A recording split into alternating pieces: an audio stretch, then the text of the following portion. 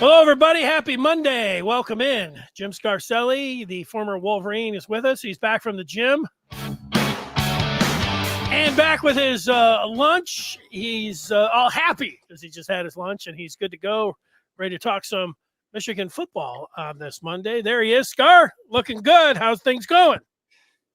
Yeah, man, we're getting rolling. We're back in the groove. I don't like, we miss our football, our Michigan football, but we got our Lions winning, crushing Dallas. We lost the great Wolverine, though, to a tough injury, but we'll get ready for a tough Illinois team, and they come off an unbelievable win, and over, 49-48, whatever the hell it was, and yeah, we're going to have our hands full. Illinois will be fired up. I played in that stadium, Denny, in 1983 when it pretty much decided the Big Ten championship. One of the loudest games I ever played in. I think they were undefeated. I think we were 5-1, something like that. But the place will be loud. It will be a factor. Yeah, I went to Champaign in Drew Henson's first start for Michigan, and he was great in that game. Michigan won it, but it was loud and it was a tough place to play. Hey, before we talk about Michigan, you mentioned Hutchinson. It was such a great game, but nobody's talking about what a great game it is. Do you think that cost the Lions? Do you think they could still win the Super Bowl with the loss of such a great player? Well, yes, I think the Lions are a good football team. We just pushed Dallas around. I don't know how many guys they had out on that defensive line, but our offensive line was just hammering them. Listen, we've got a good, smart quarterback. Lions got a lot of things. And in my opinion, Goff is our most valuable football player. But after him, I think it was Hutchinson. Hutchinson is a game changer. He's a factor defensively. I mean, he's a pressure. He disrupts the game, man. I think he's our second most valuable player. So the kid's playing great football. I watched him play in high school, Denny. I saw him playing tight end and defensive end for Divine Child over here. I thought he might have been a tight end at Michigan because he was a good look, But hey, listen, he's got to recover, and but people here in Detroit are fired up for our Lions. Everybody in that division, Denny's like 4-2. 5-0. It's a tough division. It is a tough division. And, you can't just replace one of the top 5 defensive players in all of football. So Brad Holmes will have his work to do to bring somebody in. We immediately go after all the big names. But it would be great if they got a big name and a great player. But, I think they'll do something. They'll have to try to at least help to try to fill his shoes. So that really sucked. That was on everybody's mind today. Sharon Moore gave his well wishes, I guess, at a speedy recovery for Hutch, who also hurt his leg. I think he broke his ankle or when he was at Michigan, was able to come back. And so guys do break their legs and come back and play football. So I don't think his football career is over, but this year really feels like, especially watching them just dismantle Dallas, how they did clown them. It popped up more than once in my mind. Like, man, this is their year. When you look at the offensive coordinator that they have, and he was front and center yesterday, dialing up those division games. Denny, we got 6 division games. They're all going to be tough. Yeah, Caleb Williams is playing good football. He ain't playing like no rookie in Chicago. And Darnold now, you get Darnold, sometimes these guys need more time to develop at the quarterback position. He's playing good. And then you got the kid in Green Bay. What a job, what an athlete he is. He's Patrick Mahomes, man. Run, throw. So there's 6 tough football games. Yeah, I wonder what Minnesota would look like if JJ was their quarterback. I wonder if they'd be undefeated. Maybe they would. We'll see. It's going to be a lot of fun there. Well, we're here to provide some fun. We have a few different things to talk about with you. We've got some words from a former Michigan All-American wide receiver. We'll put up on the screen and read what he had to say last week about his alma mater. Scar looked at Illinois film from last week when they played Purdue, blowing out Purdue at the half, and then the Boilers came all the way back, got it into overtime. Illinois prevailed. We'll see how much Scar thinks that meant for Purdue, for Illinois, for Michigan, and the game. But we'll start with Michigan coming off the bye, Scar. They had all week to work, and I go down to those Monday news conferences where Sharon Moore and was, and I asked the questions that I think that you'll want to know. And today it was a lot about things that you would expect to hear from the head coach. They worked on a lot of little things, a lot of the little details, and it's about execution. And Makari Page was there, and he talked about working on the angles in the defense and tackling in space. Meanwhile, Josh Preeb was there, the transfer from Northwestern, and he said it was an opportunity to go back and just work on the basic fundamentals as an offensive line. But he said that they do have a sense of urgency knowing the position that they're in and getting ready to go out and trying to beat an Illinois team that under Brett Bielema, a lot of these guys, not but 2 years ago, saw them in that win game where Jake Moody hit the field goal at the end of the game, and Michigan was able to win it. But they're talking about Illinois being a physical football team, good defensively, and they bring the physicality on that front. And you always say that. Yeah, well, Brett Bielema is a damn good coach. Brett Bielema's roots are Iowa. He played at Iowa, played for Hayden Fry, and I think he might have had Barry Alvarez a little bit there. Anyway, he worked with Barry Alvarez. The guy's defense. The guy coaches defense. He knows how to stop the tight ends and that type of offense because he coached it. He was Wisconsin head coach. So what they did against Purdue, giving up 49, whatever, they're going to defend us a little better. Their stuff is designed. He'll be in our base. He'll be in a 3-4 look against us. It'll be a lower scoring game. We can't give up too many points to them. But Danny, the bye week, you scrimmage your young guys because there's a lot of guys that the coaches want to look at. They haven't been able to get a lot of playing time. Some of them may have elevated their stock with some of the scrimmages they had in the bye week. And maybe you'll see some guys playing that hadn't played, but get some guys healthy. Figure out, what does this change? If Tuttle's the guy, how does it? Is the pass game going to be more of an opened up thing? What does it mean? But hey, this game's a pick'em game, Danny, down there in Illinois. That's what the bookies are saying, and they definitely got the kids' attention. Every week is all hands on deck. Every week is a playoff game for this team. Northwestern went to Maryland and hammered them, put 40 on them or something. They look really good. They got a quarterback. They got a defense. They went to Maryland and whooped them.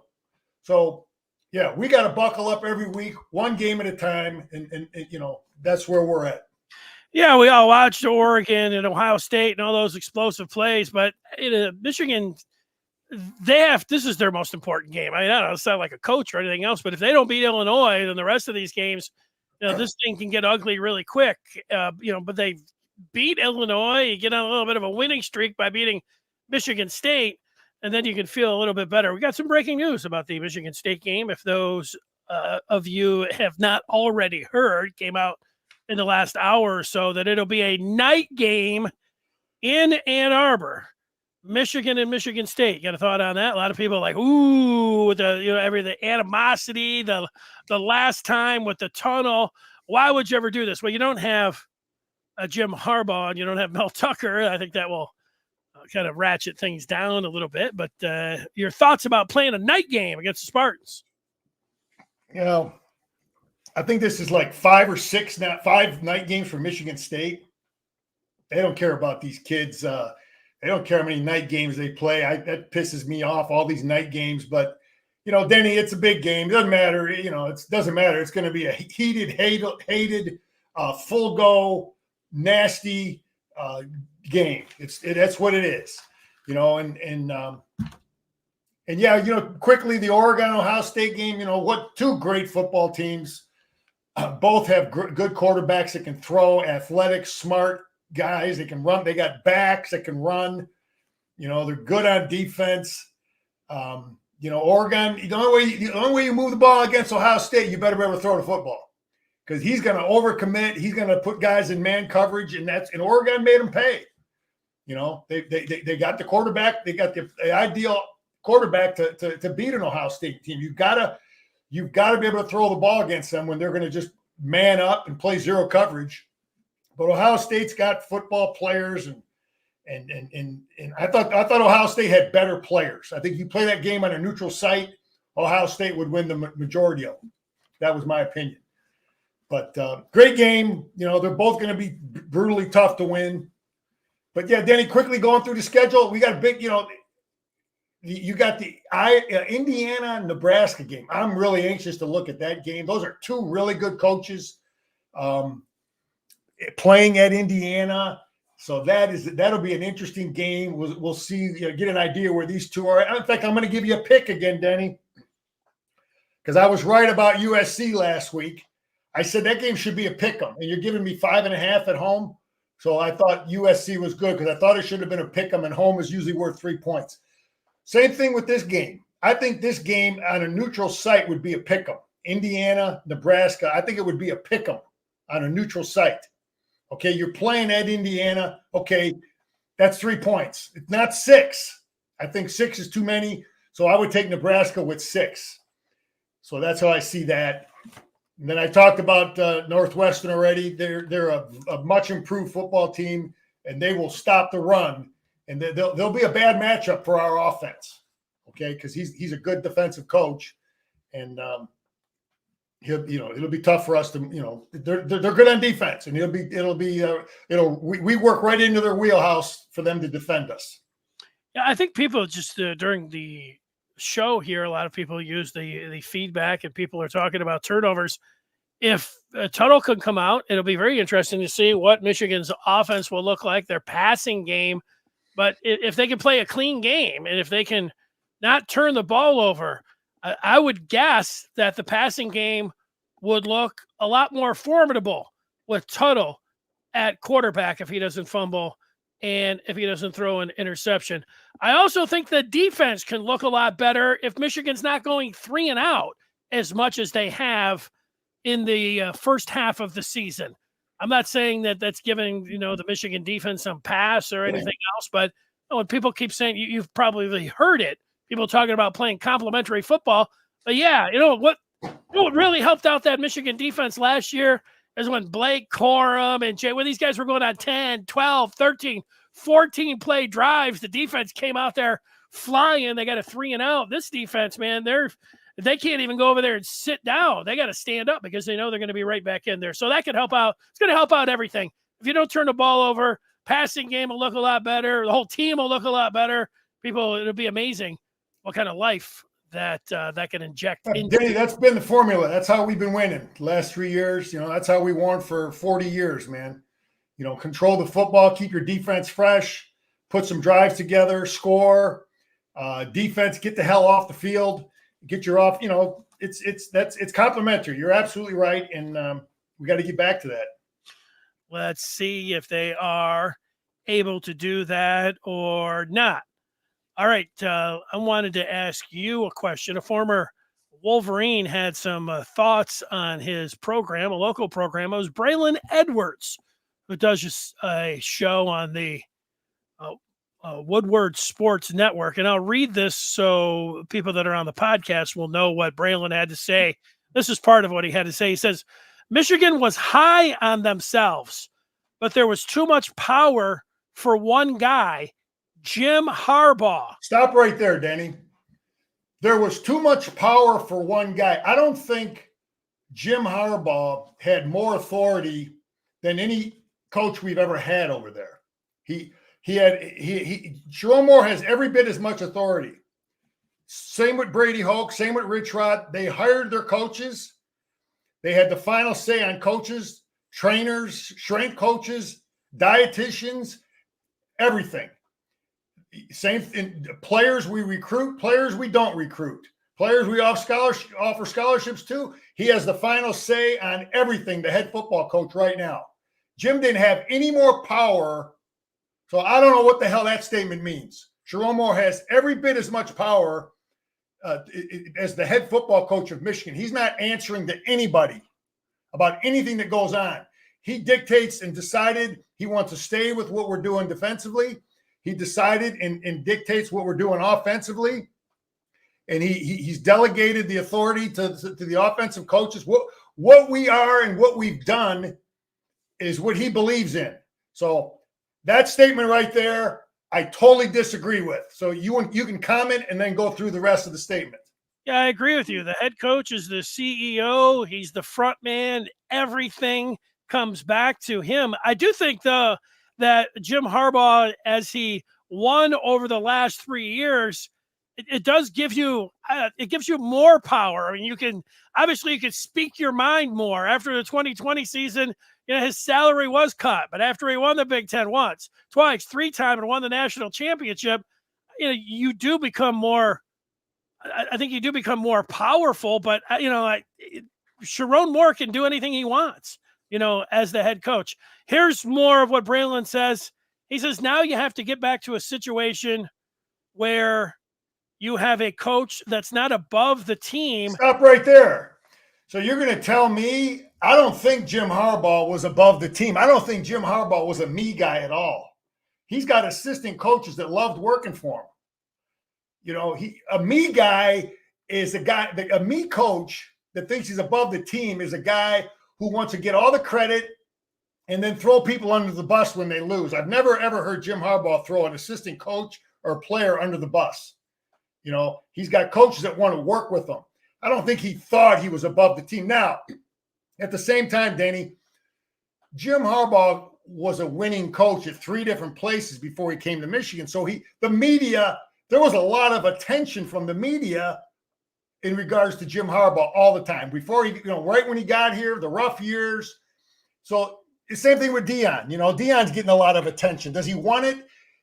But if you're smart, same with Deion and same with Jim, if you're smart, you take that attention and you bring it to your attention, utilize it. But I don't think he thought he was bigger than the team. He was always about promoting his players. Anytime they won a football game, it was about his assistant coaches and his players. I mean, I never heard him talk that he was. Again, that's you cannot control the media in terms of if they put a lot of emphasis on, Michigan's winning because of Harbaugh. You can't control what the hell the media does and says. So I disagree that he thought or he was bigger than the team. There was nobody defending Jim when Feinbaum and all those guys were out there shredding him. Brian Greasy was out there shredding him. In fact, Braylon Edwards was one of the guys that was out there shredding him when he wasn't winning. So I don't, it doesn't seem to me that after the 5 years, it wasn't necessarily shredding Jim Harbaugh if you said that Michigan should move on because he wasn't beating Ohio State. That's not shredding Jim Harbaugh. That's what I think, Brian Greasy said it was time to move on. He wasn't calling Jim Harbaugh. He didn't say he was a dunce or, he's a terrible coach. What he said is he's not beating Ohio State and it's not working. And he's been given 5 opportunities and he would have been given 6 and he would have been 0 for 6. So I think that, Scar, that's not shredding. Okay, maybe you're right, Dan. Maybe you're right. You're right. I think it's hard. Right. I don't think that Harbaugh, he was actually, he was such a team guy. I don't think that he would say that he was bigger than the brand, but he did right from the jump. He just created a lot where, it was Michigan and it was Jim Harbaugh, whether it was the satellite camps, whether it was the signing with the Stars. I mean, he's trying to do everything he can to win, and all that attention is coming at him. I understand. I would say on the downside for Harbaugh, and this is what a lot of Michigan fans, they took up for him. I understand Michigan was winning, and people just wanted his back. When he said he went to interview at Minnesota and he said, I'm done. I can't outdo happy. I am. And sure, things can change, but he said he wasn't going to do it. And then the very next year he interviewed for, 2 more times. And then even last year, people are like, oh, he's not really interviewing and going anywhere. It's like he's every single year, he was going somewhere and doing that. And that created a lot of circus. Okay. January Jim, that created a lot of circus where you could say it was all about him. But look, he wants his players to take care of themselves. He wants to take care of himself. And when it got to January, Jim was taking care of himself. I do think that, if that's what Braylon is getting at. But he says now that, they didn't have a fail-safe. This is the brand of football that you get. And he says there's going to be a reckoning this offseason. Well, what does that mean? This is the brand of football. He also talked about, not really believing in what, the system and what we're doing, that it worked for Jim Harbaugh, that tight ends, fullbacks, this defense, whatever the hell we're doing on offense that worked for the last 3 years, that brand of football that we did to win 3 championships the last 3 years. Well, it worked for 3 freaking years. Okay. Our defensive scheme worked the last 3 years. We're doing the same things on defense. We're doing the same things on offense. Okay. Well, maybe we don't have all the parts that are performing as well. In fact, Ohio State, Denny, and the other people in the Big Ten, their Ohio State is running the football more with tight ends now. I think that's because of the things Michigan's was doing to beat them the last 3 years. So I think this brand of football, I would tell Sharon Moore, don't listen to the outside noise. The system that we've been doing, the brand that we've been running for the last 3 years, it worked. Okay, let me say this, Denny. When we went from Bo Schembechler, who had a brand and a system of football, and he was a successful coach, and we went to Gary Moeller. Gary Moeller ran the same stuff with a little few tweaks in there, okay? No wholesale changes. There were some tweaks. He threw the ball more, but it was successful. So what I would say to Sharon Moore is you're following the same type of deal. If you have beliefs and you want to tweak things, but don't throw it out, because this brand works. The offensive system works. The defensive system works. And then Lloyd Carr followed along with the same system for 40 years. We had a pretty damn good system, a brand, until we blew it up after Lloyd Carr. Yeah, I don't think it's the system. I think it's a quarterback. Michigan's got a quarterback problem, and the quarterback that turns the ball over specifically. That's Michigan's problem. I say, what's wrong with Michigan? They've got a quarterback issue, and the quarterbacks turn the ball over too much. That's the problem. Now you could say, well, Orchie can't really throw the ball. True. And, Warren turns it over too much specifically. True. Tuttle came in and looked great on the first 3 drives, and then not so great when he was turning it over, fumbling and turning it over. So they've got a turnover problem there.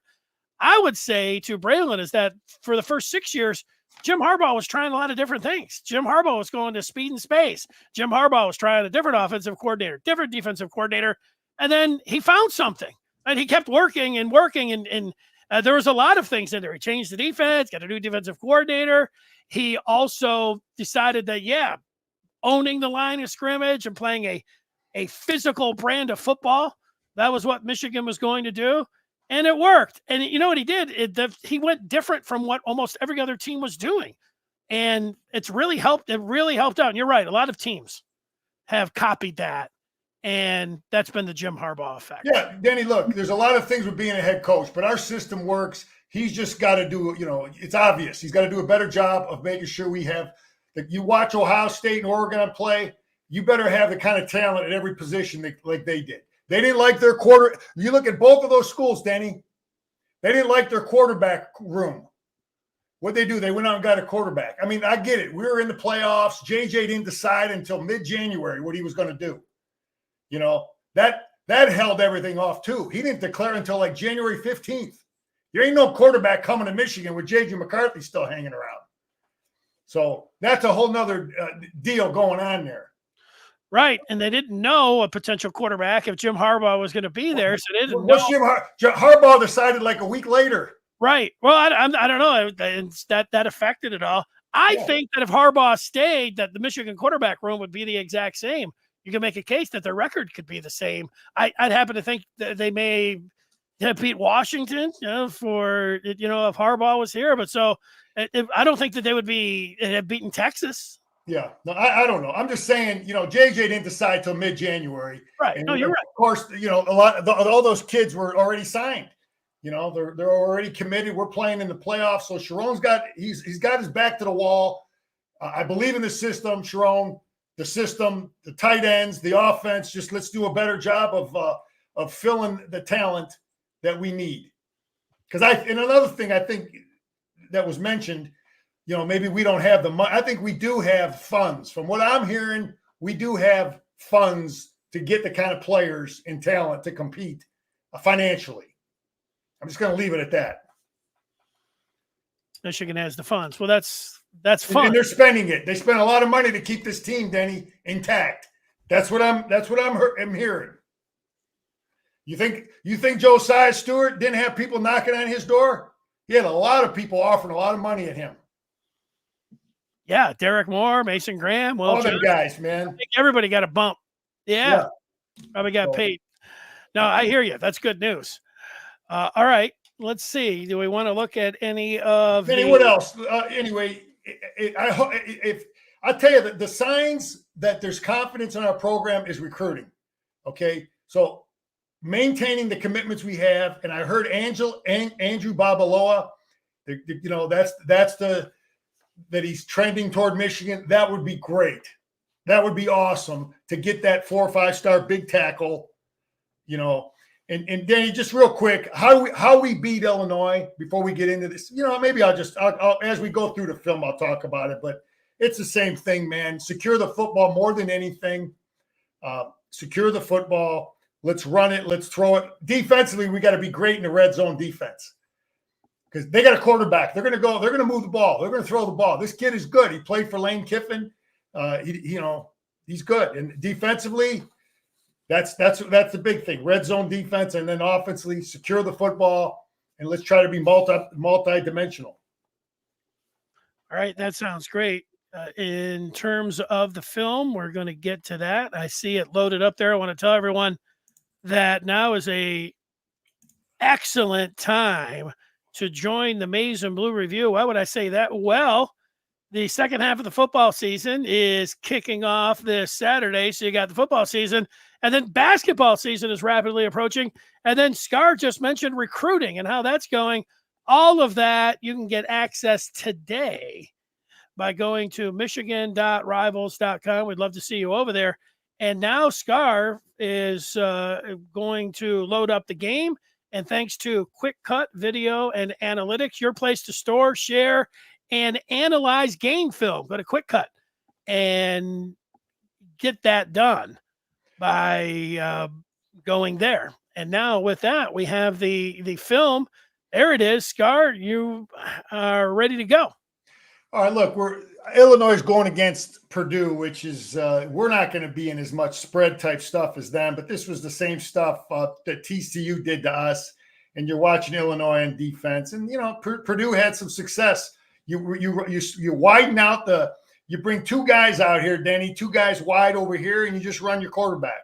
So Purdue had some success with that. But again, this isn't what.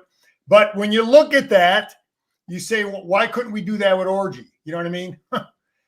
That's a whole nother argument.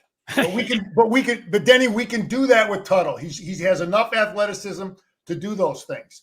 So here's the same thing again. Got guys real wide.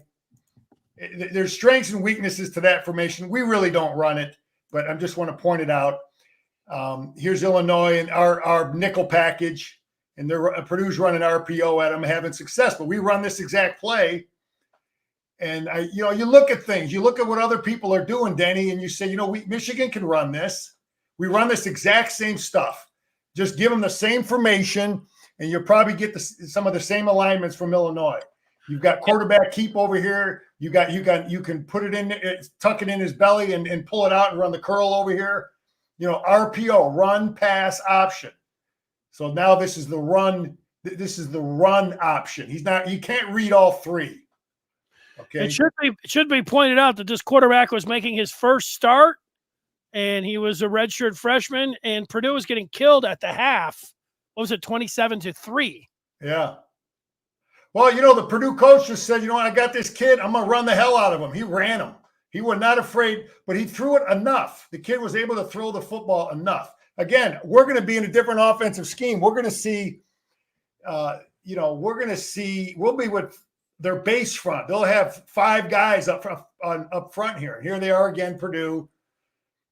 And Bielema's all over the place defensively. He'll, man zone. He worked under Belichick. He worked under Barry Alvarez. He's worked with great defense people. Now here's Illinois on offense. Now,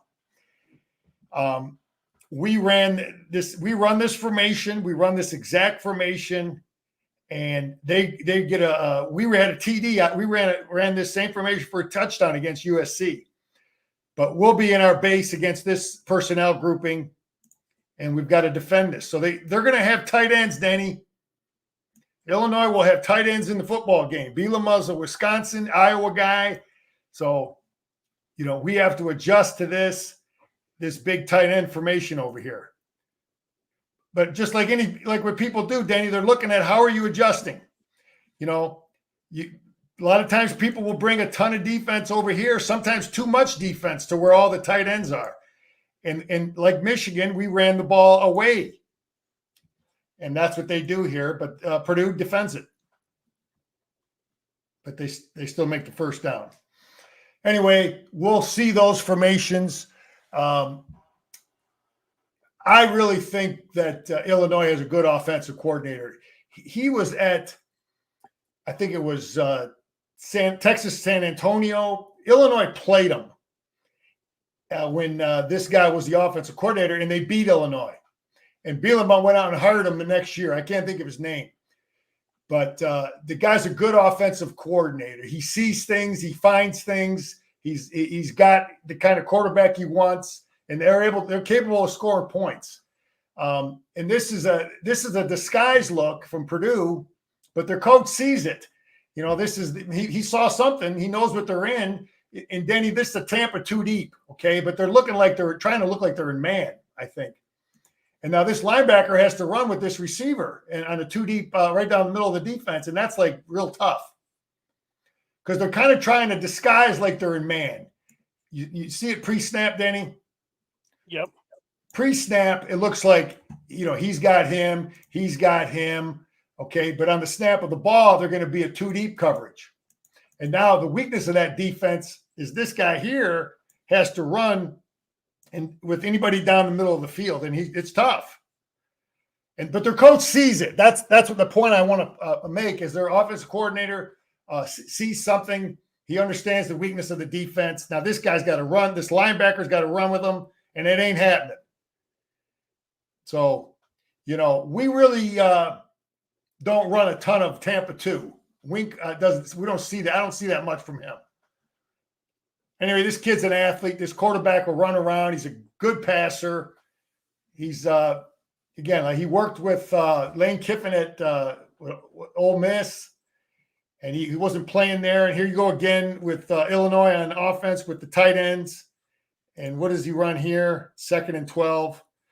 Damn near every play, Danny, these guys are going to put the ball in the gut of a back.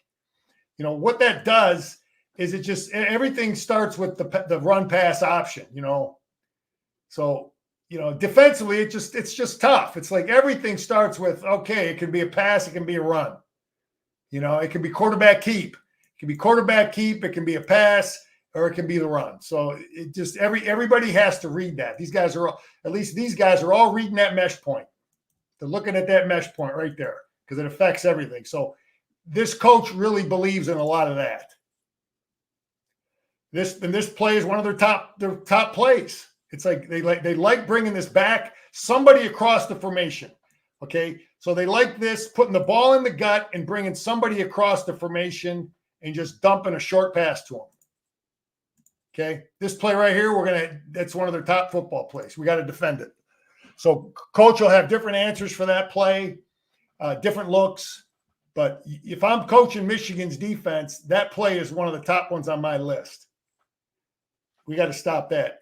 Illinois offensive coordinator, Barry Looney Jr. Yeah, he's a good. I think him and Bielema may have worked together somewhere in the past, but at Arkansas, yeah, and he had a John Mackey Award winner at tight end, and Hunter Henry loves to use the tight end. So as you're saying that, I'm reading about him. So you're on. He's a good coach. Because I remember again when Bielema winning. Anyway, then this can't happen. We cannot let them get this run game going. No way, no how. We cannot let them get this going. And we got to be great in the red zone right here. So we can't let them run the football to these tight ends or just block everything down. See how they're doing this? They're just walling everything down. All these guys are just blocking down.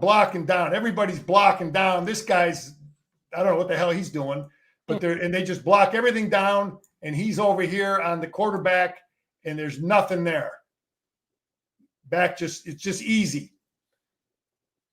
So you can't let him get that run game going. But Bielema believes in the run. He's old school, man. He's Michigan, Harbaugh, Schembechler, Hayden Fry philosophy. Run the ball, stop the run, play deep. That's his bloodlines. Denny, I like this formation. Now, Purdue ran this against Illinois and had success. I wish we would run this. Vandy beat Ohio, Alabama. This formation's tough. Penn State runs it. I like it. I had to defend it as a coach, and it can be problematic if the guy doesn't know what the hell he's doing. And Illinois had trouble with this formation. This is something I'd like to see, with Alex Orji do some things with this package. It's because it's just, there's a lot of ways you can go. And Danny, this is you want to talk about our brand, why the hell we've won the last 3 years? Because we didn't just knock guys off the ball. We had stuff, Danny. We had formations. We fooled people with things. You know what I mean? This is a scheme play that this defense is confused. He's got two guys going this way. He's got two guys going that way. And he's got the ball in the mesh point. Which way is it going? It can be, it's a problematic deal. And they got the Illinois defense confused. Damn, busted him right up the middle. So, but it's executed, but it's also schemed, Danny. You follow me? Yeah. There's a confusing, deceptive element to that formation. It's like Bob Ufer used to say, beautiful. What he used to say, and equally well executed, perfectly schemed and equally well executed. Yeah, Purdue's running quarterback power. We run this play again. They're in a lot of nickel against Purdue. I think again, we're just going to see the base. We're going to see 3 defensive linemen.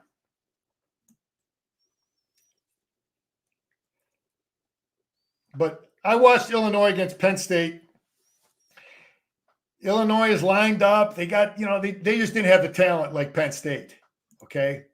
Yeah, they had a lot of opportunities. They played Penn State pretty. Yeah, they didn't have the talent though. Okay, I think Illinois and Purdue is a pretty even. They're pretty balanced. I think we're going to have better players at a lot of positions than Illinois. Here's 2 tight ends. What's it down in distance? 2nd and 7. This is a balanced formation. What are they doing here? Mesh point. Everything starts with that putting the ball in the gut of a back. And this quarterback is smart. He's going to find people. He's going to be as good as the kid from Washington. I think this kid is that good. He's a good quarterback.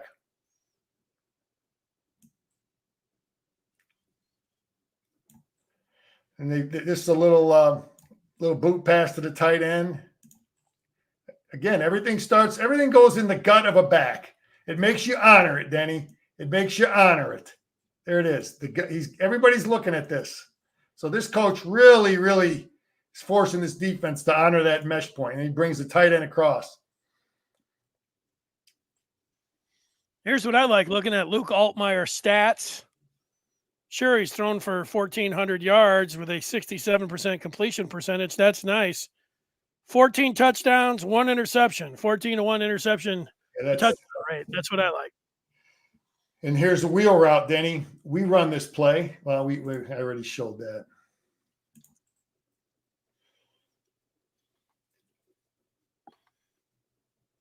So what's the down and distance? 1st and 10. Tight ends in the game. Tight end here. Jet motion across. And he's got a wheel route. So the coach sees things. This guy's smart. He's trying to get this linebacker jacked up over here. See how they're trying to pick him there with the tight end? Yeah. Nice play. That should have been is this a penalty? No, he doesn't hit him. So it's anyway, this kid runs out of bounds. But I hate defending the wheel route, Denny. It's just zone, man. It's tough. What's the down and distance? 2nd and 5. Pistol formation. Ball's in the gut. This guy's coming down blocking a safety. See, this should have been a penalty. You're supposed to throw the ball, Denny. It's supposed to be on this side of the line of scrimmage if this guy's blocking.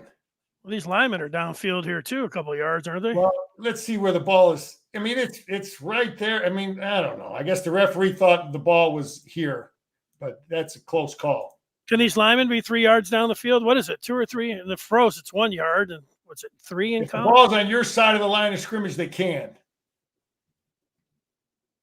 Okay, if it's down on the other side, you can't. Oh, you're saying he threw that before the line of scrimmage? Yeah, so that's but it looked like it was on the Purdue side of the line of scrimmage. All right, here's some of the things Purdue did. We run this exact same stunt, the exact same look. See, here's the 5-1 look. We run this exact stunt. He's going to drop his edge player and bring his safety from the top. And this was a huge play for them. Oh, no, this isn't the big one. There's a big one coming up. Anyway, we run that exact same stunt. So our coaches will see that. What was the situation? Anyway, our coaches will see it. And, they see it. It'll work. Should work for us. And they'll go under center at times. One of the few teams that will go under center a lot at times. 2nd and goal, and they're running a quarterback boot here.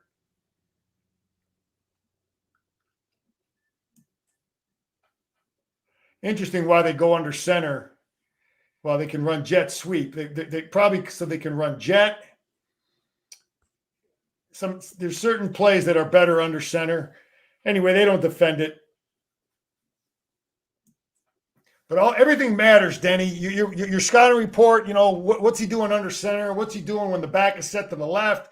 What's he doing when the back is in a pistol? What do they do when the back is back to this play again? They run a ton of this play. Our players are going to see this play in their sleep.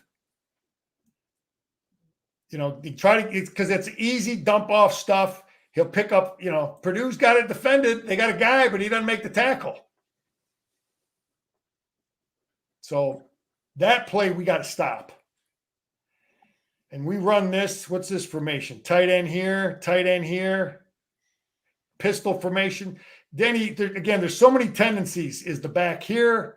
Is the back here? Is the back here? So much the coordinator and the players got to understand, what do they run out of with where the back is? We can't let this happen. This is our football play, man. This is zone. This is inside zone. He's just finding a seam in there. Exact same play we run. Here's a play that, we haven't seen it, but when a team runs it, you got to deal with it. It's an option. Now, this kid isn't attacking the line and doing a great job with it, but it's just one of those plays, Denny, that you have to be aware of it as a defensive football player. It's like, this kid, is he carrying out the technique the coaches want here? Probably not, because they pick up a first down. You'd like to see him get on that pitch a little sooner with a weak fake like that. Here's a game changer for Purdue. This game was, I watched this game. My brother played at Illinois, so we're watching each other's stuff, and but this is a game changer for Purdue, and they got 6 up, 6 at the line of scrimmage. He's got a tight end here. What's the down and distance? 1st and 10. And this totally changed the game. This one play totally changed the game for Purdue, gave them hope, gave them confidence. So he's slanting the defense to the right or to the left. He drops this kid here. This kid does a great job with contain for Purdue. You always hear me talk about contain, Denny? Yes, you're look at this. This is a 300-pound kid down here. This is a 300-pound kid, but he doesn't make the tackle, but he's got good outside leverage. He makes him step up in the pocket. He makes him come back inside. Don't let him outside. Make him come back in. Backside. Drill him. Turnover. This guy picks it up. Touchdown. So, that play changed the game. It gave him confidence, gave him energy. Yeah. But this kid right here, look at him. Get contained, make him step up. That's a good job. And then the backside safety comes from it and makes the hit. So that's pressure. I hear a lot of people talk about ripping on old Wink pressure, right? Isn't that kind of what we're hearing from a lot of the pundits out there? Oh, I don't know. Here's Purdue bringing 1, 2, 3, 4, 5, and this guy's dropping off. So they got 6 up. They're bringing 5. We run this exact same stunt. Changes the game. That changes the football game. Can't rush 4 every down, man. Unless you got Bruce Smith over there. I think it comes down to that. You used to say, who's they? I think it becomes a narrative, Scar. You get 4 or 5 people like Michigan. Some of these guys are like, film guys and consider themselves tape guys. And they say, hey, Wink's blitz is too much. And then people just say, yeah, that's it. Wink. I think there becomes a bottom line in that you saw Michigan's defense last year. You know how much of the players that they brought back, that Wink's the second highest paid defensive coordinator in the country, and they expected the defense to look a little bit more like last year. And so you say he blitzes too much. So, well, Denny, I think you had it right when you started out saying that it's about time of possession and scoring. Look at our scoring and then time of possession, and then look at for 6 games, and then go look at the last 3 years. Look at time of possession for our offense and scoring. Okay, that affects your defensive stats. Right. Yeah. So, it all comes together, man. I'm not blaming one side, man. But the brand works, the system works. Let's just do a better job of protecting the ball. Well, we got to do a better job of accumulating talent this offseason. I mean, one thing Braylon was right about, man, we got to hit because we got to get some players, because there's a lot of guys graduating, and Sharon better have everything he needs to bring guys in, and he got to make the right decisions, bringing the right guys in. Oregon and Ohio State both went and got the different quarterbacks. They didn't like what the hell they had. Oh, so those guys were not the starters last year. One was so you got to make those. You got to make them bold, tough decisions, man. You got to hurt some feelings sometimes for the kids you got on your roster. Great point. That's leadership, man. And you can't be afraid to hurt some feelings for some kids that you recruited that have been there for 2-3 years. Yeah, no, that's the way it is. Great point. There it is. Yeah, this will be. We got to come together. It's just going to be like going. It's going to be like going to Washington, man. Same type of football team. I think we're facing because Bielema is real good at defending our stuff, man. And I know the coaches, Denny. The coaches will take. I was going to put the game on from 3 years ago, because that would have been that's what coaches are going to look at. I know if I was coaching Michigan's offense, I'm taking a real look at the game from 2 years ago, the one we had trouble. Remember in the wind? Corum got hurt. Yeah. Well, because that gives you an idea how he's going to line up against your tight ends and some of your formations. Those are things I know I would be looking at. Obviously, personnel is different now, but you get an idea how a guy thinks about what you do. Yeah, what was the guy's name? Isaiah Gash, was that his name? Fourth, fifth string running back. They caught that ball. They caught that little outcut over there. He doesn't make that play. Michigan, loses that game. So that was a great play. Remember that about it. Yeah, great job, Scar. What's your gut? You said the Vegas guys, the bookies, have put this as a pick 'em. You feel like, I know you're not the great Kreskin. You can't predict whether Michigan will turn it over or not. But Danny, I got a good deal of confidence. I think 2 weeks. They know who our quarterback is now. I think he was the kid who the coaches were intending on being our quarterback from day one. He suffered the surgery, injury, whatever the hell it was. I think we're a confident football team,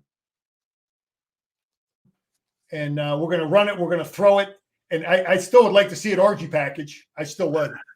I still like to see some. I would like to see that. Yeah, that one formation I showed you, Denny. Those are things that are a pain in the ass, especially with a kid like Orgy back there. Ward said today that Tuttle's going to start, but Orgy's going to have a role. Very good. Very good. That's what I like. I'd like to hear that because listen, man. We just watched. I mean, I listened to Urban Meyer. He was talking about the same thing, man. Somebody asked him that same question. He's like, and the guy, I can't remember who asked it. He said, and then he wanted a national championship playing 3 quarterbacks the same year. You know what I mean? So, and they all give different problems to the defense. So I believe in it. Just keeping the faith, man. There you go. Well, all right, Scar. A great job, and we look forward to talking with you next week. All right, Denny. Go Blue.